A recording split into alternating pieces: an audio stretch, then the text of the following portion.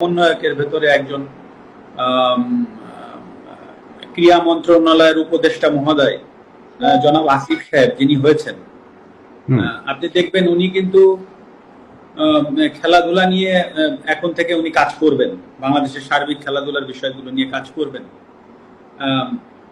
এখন যদি আল্লাহ না করুক কালকে একটা প্রবলেম হয়, আল্লাহ না করুক যদি কোনো একটা খেলাধুলায় কোনো জায়গায় প্রবলেম হয়, উনি কিন্তু প্রধান উপদেষ্টা মহোদয় ডক্টর ইউনূস স্যারের কাছে যাবেন বা সিনিয়র উপদেষ্টা মহোদয় যারা আছেন উনাদের সাথে আলোচনা করে এসেই কিন্তু উনাকে স্টেটমেন্ট দিতে হবে। ইটস ভেরি সিম্পল, কারণ উনি একটা দায়িত্বশীল জায়গায় আছেন। তো হুট করেই একটা সমস্যার সমাধান উনি একা কিন্তু এসে এই আপনাদের সামনে মানে প্রেসের সামনে হুট করে বলে ফেলতে পারবে না। তো দায়িত্বশীল জায়গাগুলো কিন্তু অনেক কিছু চিন্তা করে কথা বলতে হয়। তো সেই জায়গা থেকে সেই জায়গাটাই কিন্তু আমি ছিলাম। হ্যাঁ, আপনি আমাকে খেলোয়াড় মাশরাফি বলছেন, আমি সেভাবে উত্তর দিচ্ছি, কিন্তু এট দ্য সেম টাইমে কিন্তু আমি একটা দায়িত্বশীল চেয়ারে বসেছিলাম।